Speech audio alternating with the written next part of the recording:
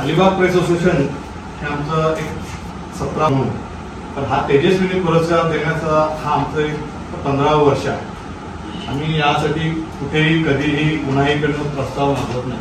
आम्ही काम करताना जे आम्हाला लक्षात येतात त्या लोकांची आम्ही निवड करतो आणि जे काम करतात तळागाळामध्ये परंतु कुणापर्यंत त्यांना प्रसिद्धी मिळालेली नाही, प्रकाश होतात नाहीत, अशा लोकांना हा पुरस्कार देऊन आम्ही गौरव करत असतो.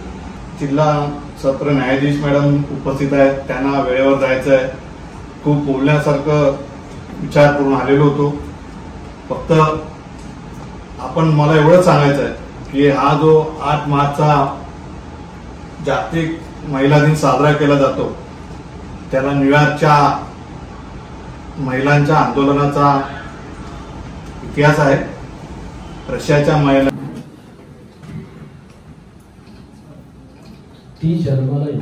सर्वांना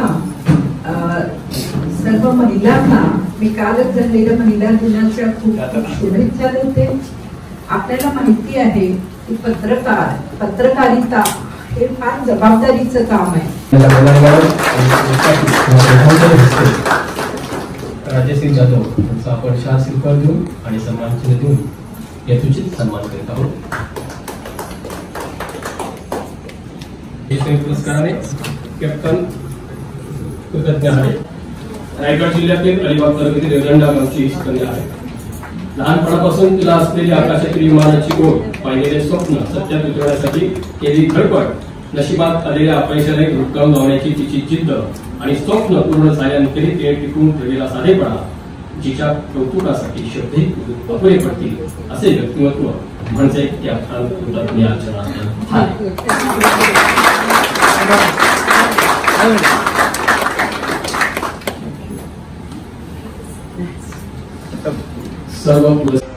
Myself Captain कृतज्ञ. फर्स्ट ऑफ ऑल मी सगळ्यांचं इथे मनपूर्वक आभार मानते. अलिबाग प्रेस असोसिएशनचा ज्यांनी मला तेजस्विनी पुरस्कारसाठी नॉमिनेट केलं आणि इथे बोलून घेतलं. भारत रांजणकर सरांचा मला कॉल आला थोड्या दिवसाआधी की तुला आम्ही तेजस्वी पुरस्कार देत आहोत आणि प्लीज तुम्ही अलिबागला या. सो आय वॉज लाईक माझी फ्लाईट आहे, मला ऍडजस्टमेंट कसं होणार. सो इथे ते बोलले तुम्ही या थोड्या वेळासाठी आणि फ्लाईटला जा. सो इथून मला डायरेक्ट आता फ्लाईटला जायचंय. सो मला हे सांगायचं आहे की अलिबाग हे आता खूप डेव्हलप झालंय, पण 2008 साली त्या 9 साली जेव्हा मी हे करिअरमध्ये स्टेप घेतली त्यावेळेला अलिबाग गावच होतं आणि माझं शिक्षण हे सीबीएसई बोर्डमधून शाळाला झालंय आणि तिथून डायरेक्ट बाहेरच्या देशात जाणं म्हणजे खूप मोठी उडी होती.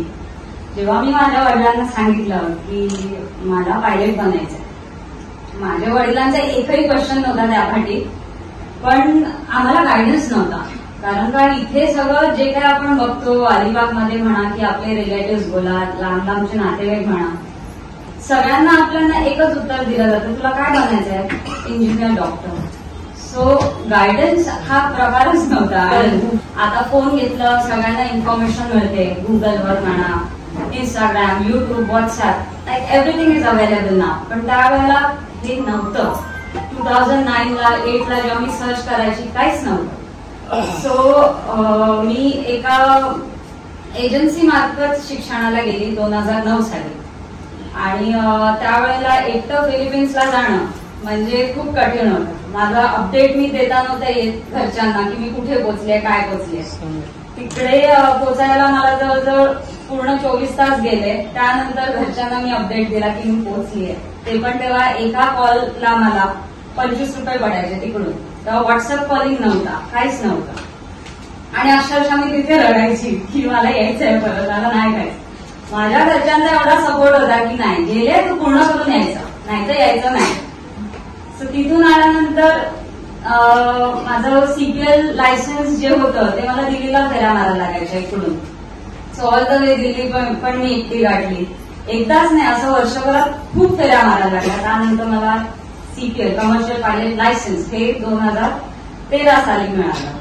त्यानंतर जे होतं की एअरलाईन मध्ये जॉब मिळणं, तर आधी एअरलाईन असं होतं की ते लोक इंडाक करायचे आणि मोठे विमान, जसं ट्रेनिंग छोट्या विमानावर होतं 2 पॅसेंजर 4 पॅसेंजर्स किंवा मॅक्सिमम 8 पॅसेंजर्स.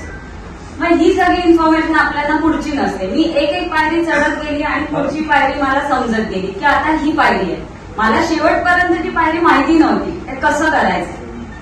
जेव्हा 2013ला माझं सीपीएल आलं त्यानंतर जॉब वेकन्सीज नव्हत्या. तिथे असं नाही की आपण जॉब अप्लाय केला जॉब आहे. जेव्हा ते लोक एअरलाईन वेकन्सी काढते त्यावेळेला आपल्याला अप्लाय करू शकतो.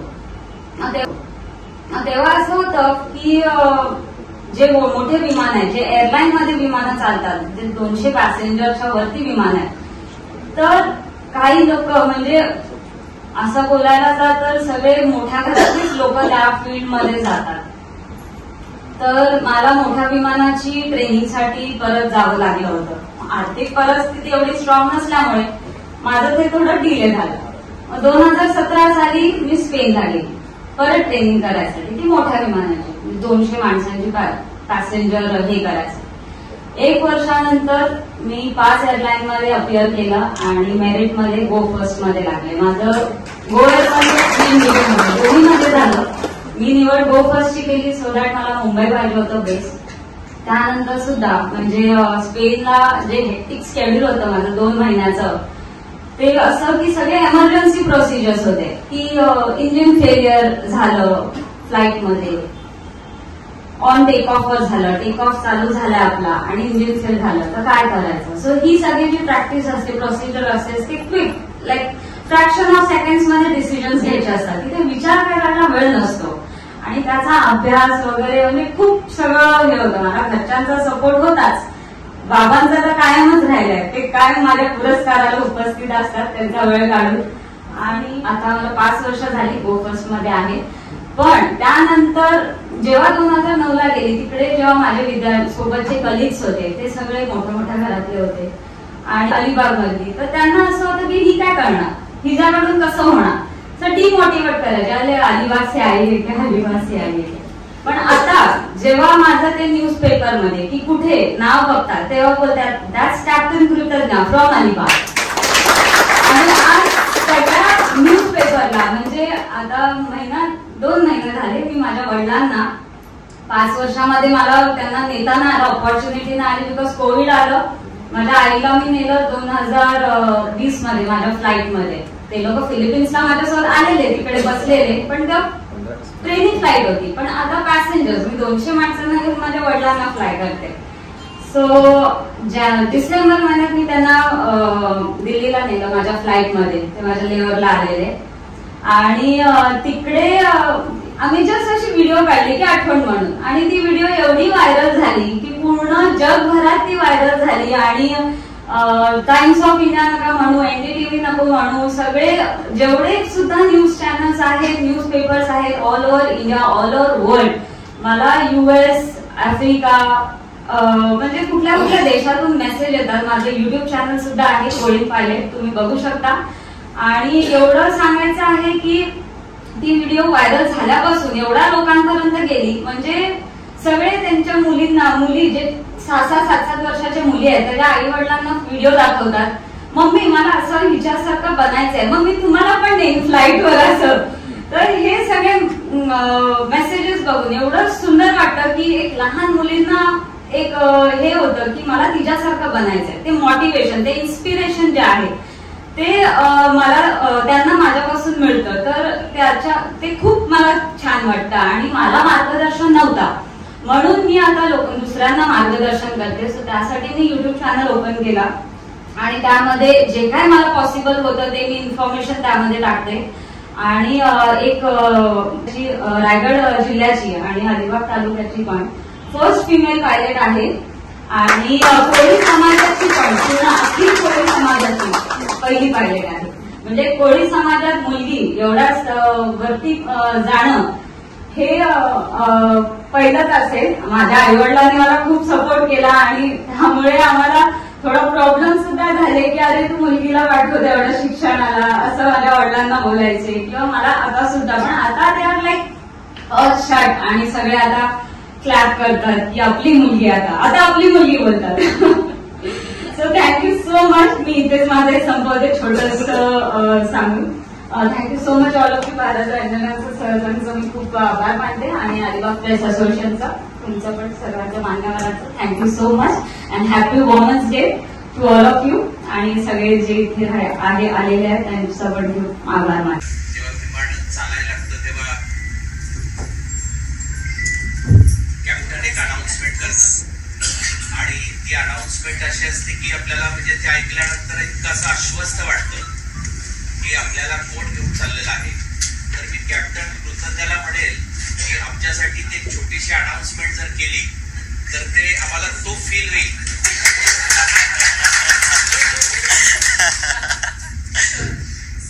तुम्ही आता अनाउन्समेंटचं नाव काढलं. सो कधी पण मी जेव्हा सडनली फ्लाय करते ना मुंबईवरून, जेव्हा सडनली लाईक मॉल्डिव्स म्हणा की कोची म्हणा, मी नेहमी अलिबागचं नाव घेते की we are flying over Alibag. आणि आता आजची फ्लाईट माझी कन्नूरची आहे, मुंबई कन्नूर. सो मी त्याचीच अनाउन्समेंट करते आज. Good evening. Gentlemen, this is an announcement from flight deck. Myself, Captain Krutagna Hare, first officer of this flight and second in command. With me in command of this flight is Captain, Captain Janardhan Hare. I'm flying around from Mumbai to Kannur. We are fully ready from our side and will be just pushed back in another 5 to 10 minutes. Runway used in Mumbai is runway 27. After departure from runway 27, we'll be flying in westerly direction and thereafter we'll turn left and fly into southerly direction. And on your left will be Alibag, thereafter Savankwadi, Goa, Mangalore, and thereafter Kannur. We'll be cruising at flight level 360 and temperature will be minus 52 degrees Celsius. For you, in the comfort in the cabin will be maintained 24 degrees Celsius and our flight time will be 1 hour and 50 minutes. Sit back, relax and have a great experience. Thank you for choosing Go First and have a good day. Have a safe flight.